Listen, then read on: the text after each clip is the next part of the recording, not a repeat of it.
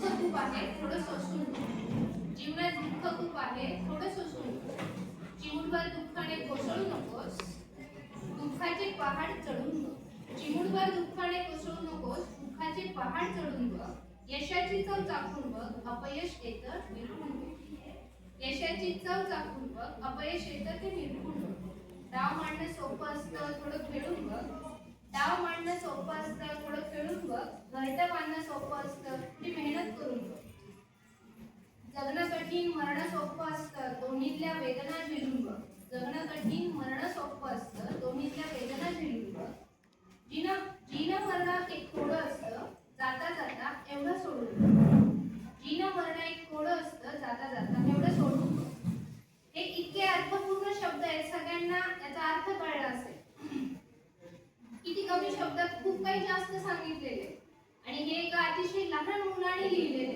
पण हे सगळं कधी शक्य होतं त्यांना जर योग्य वेळी योग्य मार्गदर्शन योग्य शब्दात मांडणं अभिव्यक्त करण्याची कला जोपासता आली तर आणि ही कला कधी कुठे जोपासली जाते तर त्यांच्या बालपणी शक्यतो बालपणी जो पहिली ते चौथी विद्यार्थी शिकतो त्या गोष्टी मला तरी वाटतं आयुष्यभर माणूस विसरत नाही आपण साधा विचार केला शिक्षणाविषयी किंवा आपल्या शिक्षकांविषयी तर आपल्याला सगळ्यात पहिल्यांदा आपले प्रायमरीचे शिक्षक आठवतात जे आपल्याला इयत्ता पहिली आपल्यापैकी बरेच जण पहिलीच शाळेत गेलेले आहेत अंगणवाडी बालवाडी ते सगळेच गेलेले नाही जेव्हा आपण पहिलीला शाळेत गेलो ते शिक्षक आई नंतर आपण पाहिले मला माझ्या मॅडम अजूनही आठवतात आणि त्यांनी शिकवलेल्या गोष्टी पण म्हणून शिक्षकाची भूमिका खूप महत्त्वाची आहे शिक्षक जे जे करतात त्या प्रत्येक गोष्टीचे लहान मुलं अनुकरण करत असतात आता माझा विषय आहे आजच्या पाथर्डी पंचायत समिती पाथर्डी आयोजित शिक्षण परिषदेचा शिक्षकांचे वाचन शिक्षकांच्या भूमिकेमध्ये त्यांचं वाचन वागणं वर्तन या सगळ्या गोष्टी अतिशय महत्त्वाच्या आहेत आणि त्याबद्दल मी काही थोडक्यात सांगणार आहे आता माझ्यापेक्षा बरीच वयस्कर मंडळी इथे बसलेली आहेत सर्वांना अनेक गोष्टी माहीत आहेत अनुभव आहेत तरी पण एक थोडक्यात उजाळा म्हणून मी काही गोष्टींची जाणीव करून देणार आहे काही काळानंतर आपण बीएडला असताना शिकलेलो आहे प्लॅटो स्टेज येते मराठीत काय म्हणायचं एक स्टेज पठार अवस्था तर कधी कधी ही अवस्था आली तर त्याच्यात काहीतरी रिन्यू किंवा काहीतरी वर्क करण्याची गरज असते पुन्हा ते चालू होण्यासाठी उजाळा देण्यासाठी म्हणून ही शिक्षण परिषद घेतली जाते दर महिन्याला तर मला मिळालेला विषय आहे शिक्षकांचे वाचन वाचन ही इतकी महत्त्वाची गोष्ट आहे प्रत्येकासाठी आयुष्य जगत असताना अनेक गोष्टी वाचाल तर वाचाल असे विचार आपण लहानपणापासून ऐकत आलोय सांगत आलोय आणि त्याचा साधा सोपा अर्थ आहे वाचाल तर वाचाल तुम्हाला जगातल्या कुठल्याही गोष्टीचं ज्ञान मिळवायचं असेल सखोल आणि तर आपल्याला काय करायला पाहिजे वाचन करायला पाहिजे ही सवय मुलांना बालपणापासून लागावी म्हणून शिक्षकांचं वाचन खूप महत्त्वाचं आहे त्याने भाषा समृद्ध होते प्रगल्भता वाढत जाते प्रत्येक गोष्ट समजावून सांगताना जर ज्ञानाचा साठा असेल तर ती संकल्पना स्पष्ट करताना मुलांना समजून सांगताना त्यांची मानसिकता समजून घेऊन समजवताना ज्या ज्या गोष्टी आवश्यक असतील शब्दसंग्रह आवश्यक असेल उदाहरणे अनुभव आवश्यक असतील ते सगळे ऑटोमॅटिक योग्य वेळी आठवतात म्हणून वाचन जसे जसे वाढत जाते तेव्हा आपण जेवढे वाचन करू तेवढी त्या शिक्षकाचा शैक्षणिक दर्जा स्वतःचा भाषाशैली उच्चतम पातळीकडे जात असते म्हणून प्रत्येक शिक्षकाने महिन्याला किमान एक पुस्तक तरी वाचलेच पाहिजे कारण मुलांच्या विकासाबरोबर त्यांचा स्वतः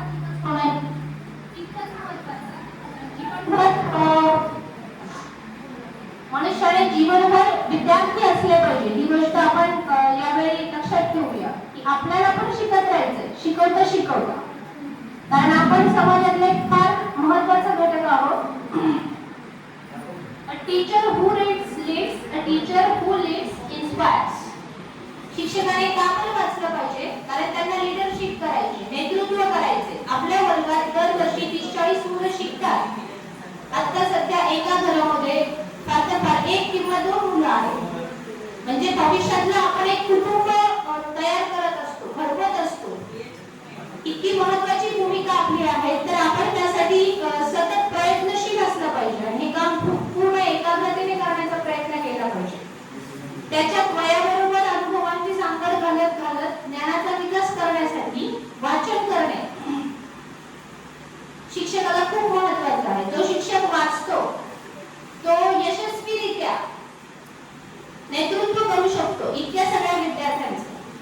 30 विद्यार्थी काही एका प्रकारचे नसतात, तरी पण आपल्याला प्रत्येकाला जगणं शिकवणं महत्वाचं आहे.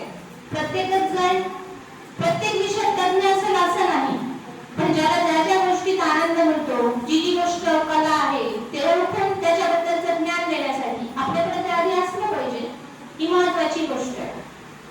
Reading helps for improvement of emotional intelligence also.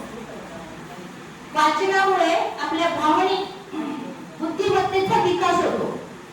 आता सध्याची जी शिक्षण पद्धती आहे त्यामध्ये भरपूर मार्क्स मिळवतात मुलं, तासन तास 6-6, 10-10 तास अभ्यास करतात, तर त्यांना डिप्रेशन, फ्रस्ट्रेशन अशा काही गोष्टी आयुष्यात एखादी वेगळी घटना घडली, काही अनपेक्षित अनुभव आला, तर त्या मुलांना सगळ्यांनाच त्यातून बाहेर पडता येतं असं नाही. ते त्यामुळे होतं कारण आपल्या अभ्यासक्रमामध्ये त्यातून बाहेर जाऊन शिक्षण नाही, तेही आपल्याला मुलांना द्यायचंय. आपल्याला आपल्या पातळीवरून समाज सुधारण्यासाठी गोष्ट करायला सुरुवात करायची, म्हणून वाचन महत्वाचं आहे. समाजात पडल्यानंतर, कारण वर्गातून समाजात पडल्यानंतर जी परिस्थिती आहे त्या परिस्थितीला फेस करून त्यांना आपलं ज्ञान वापरता आलं पाहिजे, पुढे पुढे जाता आलं पाहिजे. त्यासाठी भावनिक बुद्धिमत्तेचा विकास होणे खूप महत्वाचं आहे. या गोष्टी आपल्याला मुलांना लहानपणापासून शिकवायच्या. संवाद बोलणं, एकमेकांशी चर्चा करणं, आपल्या भावनांचा समतोल राखणं, कमी जास्त प्रमाणात काही झाले तर ते समोरच्याला समजावून सांगणे, समोरच्याची भाषा समजावून घेणे, आणि काही अडचणी असतील तर ते वरिष्ठांशी, मित्रांशी गप्पा मारून प्रश्न सोडवणे, विचारांची देवाणघेवाण करणे, या सगळ्या गोष्टींसाठी वाचन महत्त्वाचा एक पर्याय आहे. कारण काय होतं, आपण जेव्हा एखाद्या व्यक्तीचं चरित्र वाचतो तेव्हा आपण त्या व्यक्तीच्या आयुष्यातील कदाचित व्यक्तीने किती वर्षांचे अनुभव लिहिलेले असतील, 40, 50, 60, एक चरित्र लिहितो एखादा व्यक्ती, ते जर आपण वाचलं तर आपण एका व्यक्तीचं 40 वर्षांचं आयुष्य काही तासांमध्ये थोडक्यात जगत असतो. माहिती तुम्हाला फायदा वाचनाचा. एखाद्या व्यक्तीचं आयुष्य आपण जगतो, एखादा करेक्टर आपण जगतो, त्यातून आपल्याला चांगल्या गोष्टी, वाईट गोष्टी कळतात. कधी कधी आयुष्यात आपल्याला त्यातले काही प्रसंग येतात, तेव्हा काय फेस केलं पाहिजे याचं ज्ञान म्हणजे स्वतः पहिलेच अंदाज येतो की आता या परिस्थितीत आपण काय करू शकतो, काय केलं पाहिजे. म्हणून लहानपणापासून छोट्या छोट्या गोष्टी वाचणे, संवाद करणे, एकमेकांना आपल्या भाषेत व्यवस्थितरित्या समजावून सांगणे, या गोष्टी आपण त्यांना वर्गापासून शिकवायला पाहिजे. आणि त्या शिकवण्याआधी आपल्याला स्वतःला ते यायला पाहिजे. म्हणून आपला विकास कायम चालू राहण्यासाठी शिक्षकांनी वाचन करणं खूप महत्त्वाचं आहे. त्यामधून आपल्याला अपेक्षित क्षमता, कौशल्य आणि ज्ञान विकसित करता येतं. आता आपल्या ज्या ज्या क्षमता आहेत त्या आपण वारंवार बघितलेल्या आहेत, प्रत्येक वेळी आपल्या पुस्तकामध्ये लिहिलेलं आहे. आपल्याला काय काय प्रत्येक वर्गाच्या कोणकोणत्या क्षमता विकसित करायच्या आहेत ते आपण आपलं बघून ती क्षमता कशी विकसित करता येईल. समजा आता भाषण कौशल्य विकसित करायचंय, मग आपण काय केलं पाहिजे, स्वतः एखाद्याने त्याची माहिती मिळवली पाहिजे, ती आपल्याला आधी माहित पाहिजे, मग मुलांना सांगितली पाहिजे. असे 4, 5, 10 माणसांविषयी, मोठ्या मोठ्या नेत्यांविषयी किंवा अनुभवांविषयी माहिती सांगितली तर एखाद्या दिवशी आपण शनिवार असतो आपला, दप्तरमुक्त शाळा असते त्यावेळेस, त्यावेळी आपण काय उपक्रम घेऊ शकतो की चला आजपर्यंत तुमच्या आठवणीतला एखादा नेता, महान व्यक्ती किंवा आवडती व्यक्ती असं काहीतरी 2-4 वाक्य समोर सांगायचे. तर सगळेचे सगळे नाही, पण 1-2-4 विद्यार्थी पटकन उठतात, किंवा त्यांना नाव आठवतं, त्यांनी काय कार्य केलं होतं हे आठवतं, मग हळूहळू या गोष्टींची सवय लागते. असं त्याला सगळं वाढत जातो, मग त्यांच्यात उत्सुकता निर्माण होते की अरे बाळांनी हे आंबेडकरांविषयी काहीतरी सांगितलं होतं बरं का, महात्मा गांधींचा जन्म कधी असतो विसरलोय आपण, चला पुस्तकात लगेच बघून घ्या. शाळेच्या लायब्ररीत सगळ्या प्रकारची पुस्तकं उपलब्ध असतात, ते मुलं वेतन शिकतात. एखादी गोष्ट विसरलोय एका व्यक्तीविषयी आपण लगेच बघून घेऊ, अशा सवय लागल्या का त्यांची चिकित्सा वृत्ती वाढत जाते आणि ते स्वतः ज्ञान मिळवायला लागतात.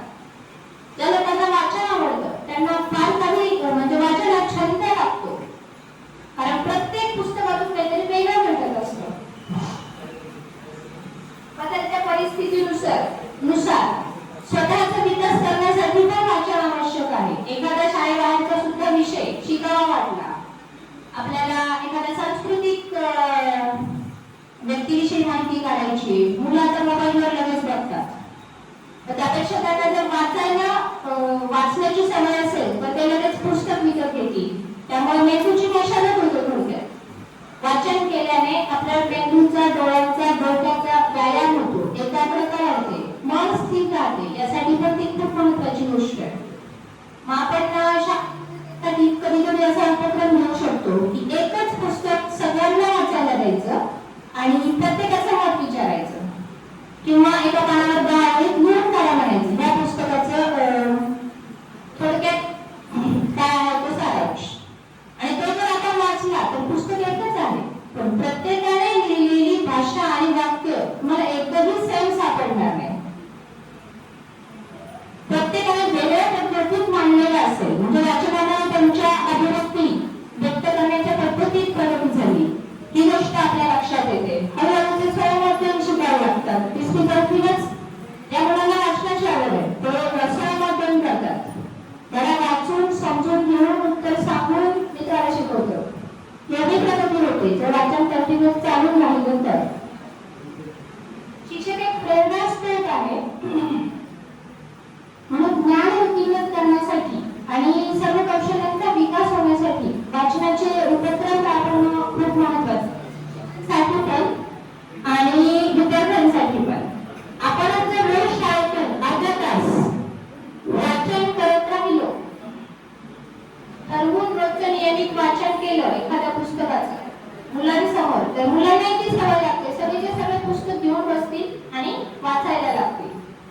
त्याच्यानंतर हळूहळू एकेकाला ते सांगायला सांगितलं.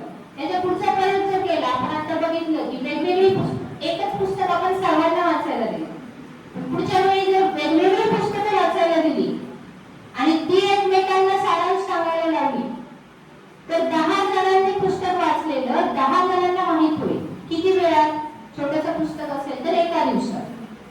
म्हणजे वाचनाचे जे उपक्रम राबवले तर आपल्याला जास्तीत जास्त प्रगती करता येईल शाळेमध्ये. आपल्याला स्वतःला वाचनासाठी शाळेमध्ये भरपूर संग्रह उपलब्ध आहे. जीवन शिक्षण संक्रमण, शिक्षण संक्रमण, गाथा, शिक्षण गाथा, नियतकालिक, आपले लोकमत वगैरे हे सगळे पेपर आपल्याला माहिती आहेत. लोकसत्ता, हे सगळे आपल्या शाळेत उपलब्ध कसे होतील किंवा असतील मुलांसाठी याची पण शिक्षकांनी काळजी घ्यायची आहे. आता अजून एक संकल्पना आहे, प्रत्येक शाळेत राबवणं शक्य नाही, पण आपण एखाद्या गावात मोठ्या मोठ्या शाळांमध्येही राबवू शकतो. बोदेगाव शहर तालुक्यातले एक गाव आहे, तिथे केंद्र शाळेमध्ये एक असा प्रयोग केला की तिथे फ्री मध्ये जागा पण दिली गृहाण शाळेची, आणि तिथे ज्याला वाटेल ते आपलं दान करतात, कर्मदान करतात, थोडक्यात पुस्तकं दान करतात, वस्तू दान करतात. वाचनालय डेव्हलप होण्यासाठी त्यांनी हे केलेलं आहे. बाबा इकडे तिकडे देव धर्म बाहेर कोणाला काही देण्यापेक्षा त्यांनी ज्ञानदानाचा हा मार्ग अवलंबलेला आहे. एखाद्याला वाटलं की आपल्याला पुस्तक देऊ वाटतं कोणाला तरी, तर ते वाचनालयात जाऊन देऊन टाकतात. बसण्यासाठी खुर्च्या, सिटिंग अरेंजमेंटसाठी टेबल, अजून जागा तर आहे उपलब्ध. आणि हेच नाही तर ते रजिस्टर मेंटेनन्स पाहिजे असेल, वेळ असेल तर ते पुस्तक घरी पण घेऊन जाऊ शकतात. थोडक्यात पूर्ण लायब्ररी फ्री ऑफ कॉस्ट चालू आहे. खूप चांगला उपक्रम आहे हा. किमान गावात, तालुक्यात जसं जमेल तसं आपल्या परीने काही होणार असेल तर आपण प्रयत्न करायला हरकत नाही. त्यानंतर आपल्या मोबाईलमध्ये आपण तासन-तास बघत असतो, सगळेच जण बघावं लागतं आपल्याला कामानिमित्त, पण त्याचबरोबर आपण थोडं स्वतःसाठी बघू शकतो. आपल्याकडे प्रतिलिपी आणि स्टोरी टेलर असे जे काही ऍप आहेत, त्याच्यामध्ये जर वाचायला वेळ नसेल, कंटाळा येत असेल किंवा ऍडजस्ट होत नसेल, तर आता गृहिणींना बऱ्याच गोष्टी समजत नाही, अशा वेळी काय करायचं, त्या ऍपवर आपण स्टोरी किंवा मोठे मोठे ग्रंथ सुद्धा फक्त ऐकायला मिळतात. मला वाटलेला असा एक ग्रंथ आहे की तुकारामांची गाथा, असं म्हणतात तुम्ही लोक की वाचली गाथा तर उघडतो माथा. त्यामध्ये छोटे छोटे अनुभव दिलेले आहेत जे आपल्याला वैज्ञानिक जीवनात उपयोगी आहेत आयुष्यभर.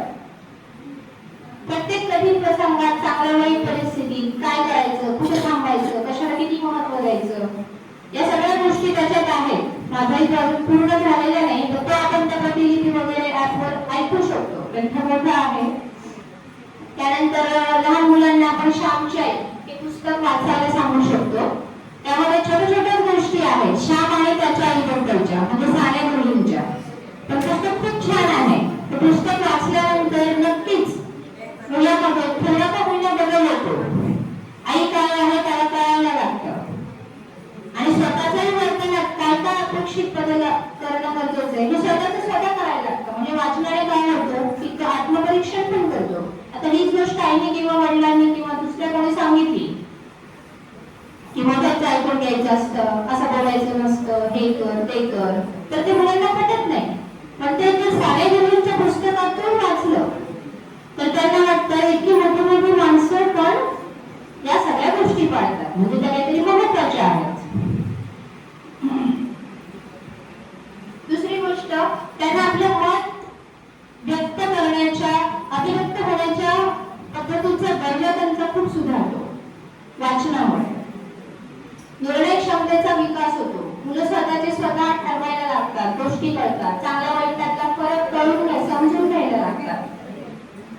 जर खूप जास्त वाचन केलं तर आपण सुद्धा बघतो काही विद्यार्थी शिक्षकांना आणि आई वडिलांनाही मूलभूत म्हणण्यापेक्षा पुढचे असे प्रश्न विचारतात की आई वडिलांना किंवा शिक्षकांना त्याच्यावर अभ्यास करावा लागेल त्याचं समर्थन करण्यासाठी.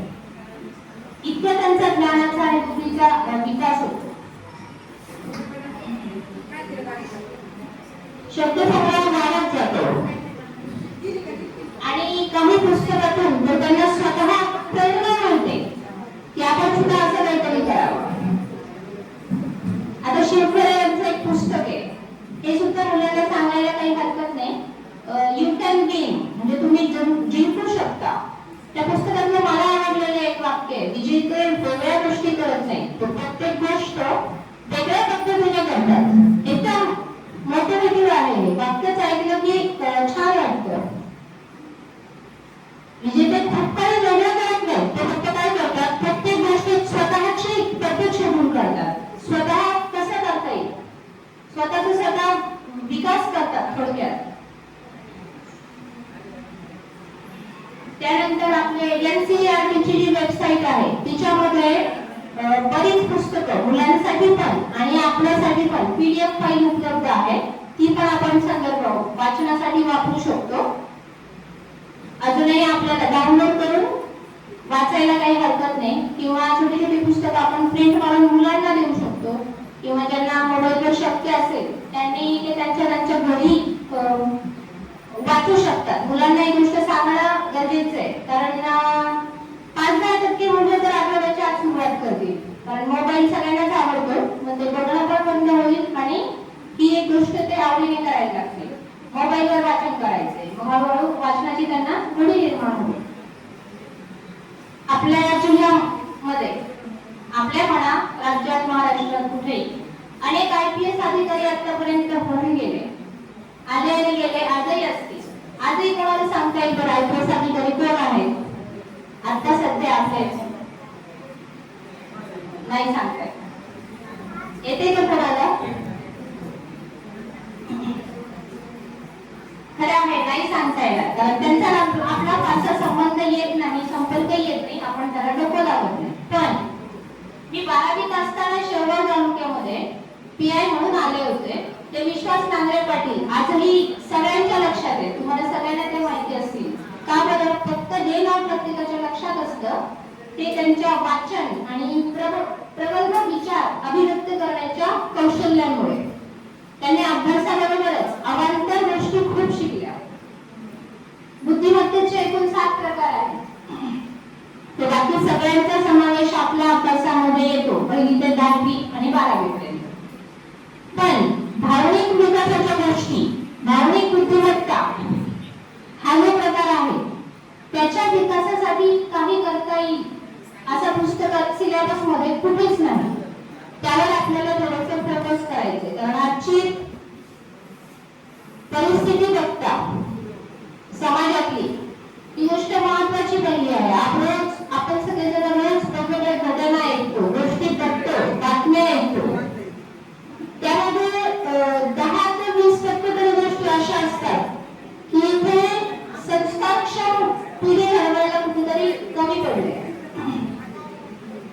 किंवा समाज विकासात काहीतरी चुकतंय ती गोष्ट आपल्याला जाणवते. आपण बाकीच्यांना या सगळ्या गोष्टी शिकवत बसू शकत नाही, पण आपण एक शिक्षक या नात्याने आपण समाज सुधारण्यासाठी आपल्या आजूबाजूचे सर्वजण सुसंस्कृत प्रकल्प बनवण्यासाठी जे जे करता येईल ते वाचनाच्या माध्यमातून करू शकतो. आपल्या समोर जी मुलं आहेत त्यांना पुढच्या पिढीलाही शिकवू शकतो आतापासून. ही एक महत्वाची भूमिका आपण पूर्ण करू शकतो. त्यानंतर आपल्या शिक्षण परिषदेमध्ये सांगितलेले की इथून पुढे bright future is not a gift, it is an achievement after hard work and there is no shortcut towards success. म्हणजे यशाकडे जाणारा असा कुठलाही शॉर्टकट नाही आणि उंची गाठायची असेल तर कष्टाला पर्याय नाही. ही गोष्ट मुलांना कधी कळते जेव्हा त्यातच पुस्तकं वाचली जातात, गोष्टी ऐकल्या जातात, माहीत होतात. आणि सगळ्यात महत्वाची गोष्ट म्हणजे वाचन ही अशी गोष्ट आहे की ज्याच्यात आपण 4 भिंतींच्या आत बसून जग पाहू शकतो, जगातलं ज्ञान मिळवू शकतो. म्हणून एक खूप अत्यंत महत्वाची अशी गोष्ट त्याच्याकडे आपण लक्ष द्यायला पाहिजे. आपण देतच आजपर्यंत देत आलेलो आहोत. आपण पुस्तकं वाचतात, भरपूर वाचतात, पण इथून पुढे आपल्याला थोडं जास्त काम करायचंय त्याच्यामध्ये.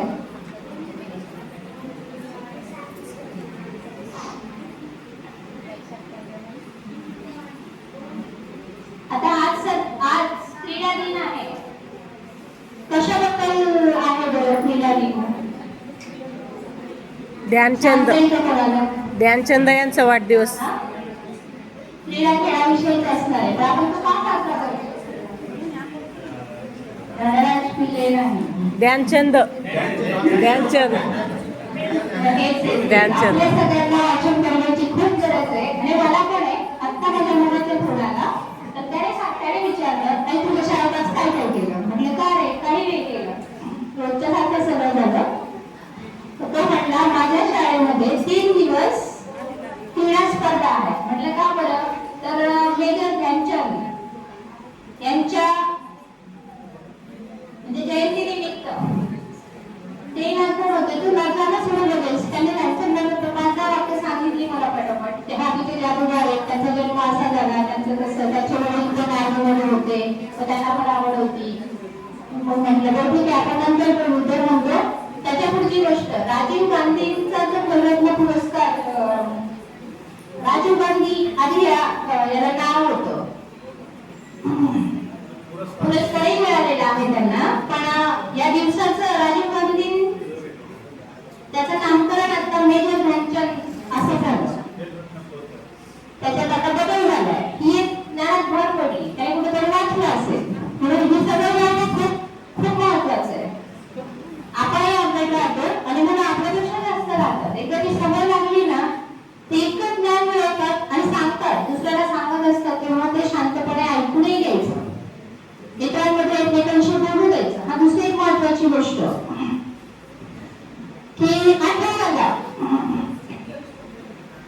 आता याच्यासाठी काय केलं पाहिजे? आता झालंय वाचन खूप महत्वाचं आहे, केलंच पाहिजे, जरुरी आहे, सगळ्यांना कळतंय, पण वळत नाहीये. याच्यासाठी आता काय करायचंय? नियोजनच आलेले आहे आपल्यासाठी. प्रत्येक शिक्षण परिषदेमध्ये शिक्षकाने वाचन हा विषय घ्यायचाच आहे.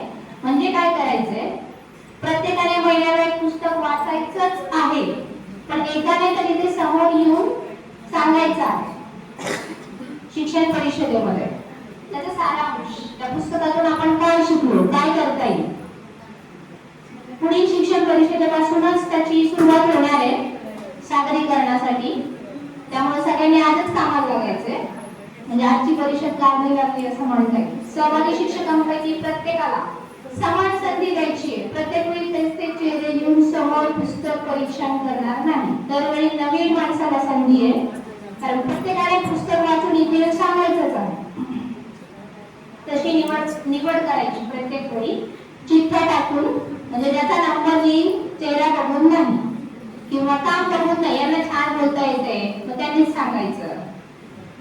ते सांगतात बाबा नेहमी नेहमी, मग यांना सांगून देऊ, सांगतील काहीतरी, आपण नुसतं बसून ऐकू असं नाही. चिठ्ठ्या टाकून ज्याचा नंबर देईल, कारण आपण सगळेजण शिक्षक आहेत, आपल्या सगळ्यांना या गोष्टी येतात, यायलाच पाहिजे. जर आपण इथेही सांगणार नसू, आपल्या आपल्या सारख्यांमध्ये लहान मुलांना कळेल अशा भाषेत आपण काय सांगणार आहे? आपल्याला आपला पण विकास करायचा आहे, चालूच ठेवायचं शेवटपर्यंत. प्रत्येक वेळी नवीन शिक्षकांना संधी देण्यात यावी. निवड झालेल्या शिक्षकांनी सादरीकरण करताना वाचलेल्या घटकावर पुस्तक किंवा लेख सुद्धा लिहायचे. आणि त्याच्यानंतर ज्यांनी कधी महिनाभरात लेख वगैरे लिहिले असतील, स्वतःच्या काही चारोळे तयार केले असतील, एखादा पॅरेग्राफ लिहिला असेल, स्वतःच्या भाषेत बदल करून काही लिहिलं असेल, तर त्याचे 20 मिनिटं चर्चात्मक पद्धतीने सादरीकरण करायचं आहे. तर हा कार्यक्रम मात्र सगळ्यांनी लक्षात ठेवायचं, कारण पुढच्या वेळी तो सगळ्यांना करायचा, एवढंच सांगते. आणि